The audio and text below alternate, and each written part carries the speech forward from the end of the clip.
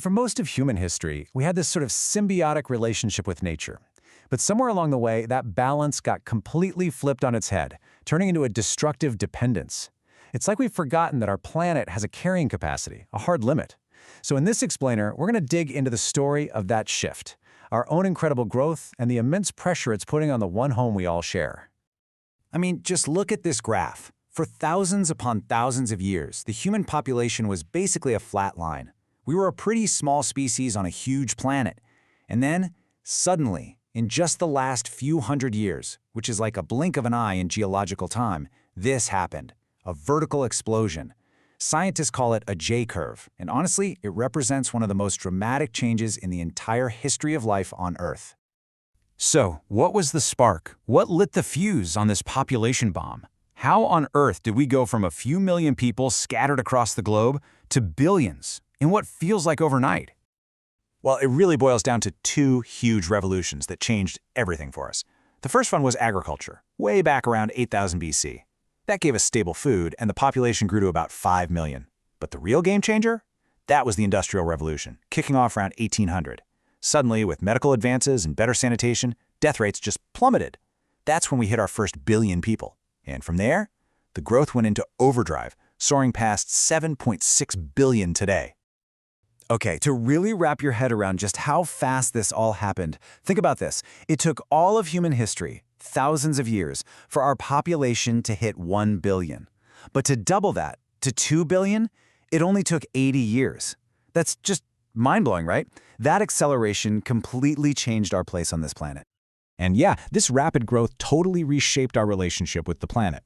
You see, in ancient times, our customs and traditions often created a kind of balance, a way of ensuring conservation. It was more of a partnership.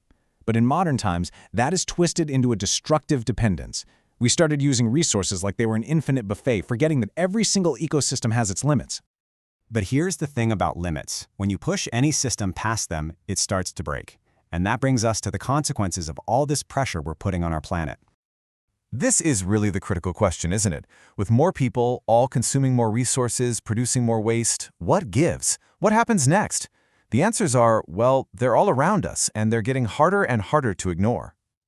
We talk about natural disasters like they're totally out of our hands. But the reality is our own activities, things like deforestation, building massive dams, rapid industrialization, are directly making them more frequent and way more intense. The line between an act of nature and a human-made catastrophe is getting really, really blurry. Let's take India's seismic zones as a perfect example. Earthquakes, of course, are natural. They happen. But when we decide to build huge, densely populated cities right in the middle of those high-risk red and orange zones you see here, we're the ones who are amplifying the disaster. We're the ones turning a natural event into a widespread human tragedy. And it's the same story with drought, which the source material calls a creeping calamity. It builds slowly, but its impact is just devastating. And sure, the climate plays a role, but our actions often make a bad situation so much worse. When we clear forests that help hold moisture in the soil, or pump out groundwater way faster than it can naturally be refilled, we are actively contributing to the crisis. This quote, wow, it really hits home what the alternative looks like. After that horrific 2004 tsunami, people noticed something crucial. In the places where mangrove forests were still standing, the communities behind them were shielded from the worst of the waves. Nature provides its own defenses, and when we destroy them, we leave ourselves completely vulnerable. And look, this pressure isn't just affecting coastlines and farmlands out there somewhere. It affects our own bodies.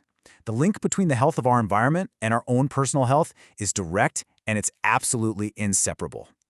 There's a reason the World Health Organization defines health so broadly.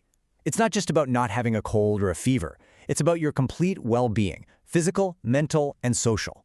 And all three of those pillars are built on the foundation of the environment you live in. So you can kind of think of your own health as being a product of three main forces. First, there's genetics, the stuff you get from your parents. Second, your behaviors, lifestyle choices about diet or smoking. But that third piece, and this is so critical, is your environment, the physical, chemical, biological, and social conditions that surround you every single day. So when you boil it all down, a lot of disease is really just a symptom. It's a sign that we're out of sync with our environment. When the air we breathe and the water we drink are polluted, when our food systems are stressed, that unhealthiness shows up as illness in our bodies. Okay, I know this all sounds pretty heavy, but this is not the end of the story. Not by a long shot. Because alongside all these challenges, you find these incredible stories of resilience, of smart planning, and of people taking action. So, how are people fighting back? At the official level, there's a clear game plan. It's called the disaster management cycle, and it's basically a continuous loop. It starts with pre-planning, like building defenses and making evacuation plans. Then it moves to preparedness and early warnings before something strikes. After that comes the immediate response and relief, followed by the long-term recovery to get back to normal. And the most important part, you learn from each event to make the plan even better for the next time. But change doesn't only come from the top down. Sometimes the most powerful movements come from the ground up. I mean, check this out. This is the Chip Co movement. When commercial logging threatened their forest and their entire way of life, local volunteers in the Himalayas decided to act. They went out and they literally hugged the trees to prevent them from being cut down. Their slogan was so simple, so direct, and just profoundly true. It just captures the whole thing, doesn't it? They knew they weren't just saving trees, they were protecting the very foundation of their existence. It was a grassroots defense of their ecosystem, a powerful reminder of that symbiotic relationship we talked about way back at the beginning. So we've seen the insane curve of our growth, the incredible strain it's putting on our planet, and the ways we can respond through organized planning and through passionate local action. The story isn't finished. We are writing the next chapter right now. The future really is in our hands, which leaves us with one crucial question. What will we choose to do next?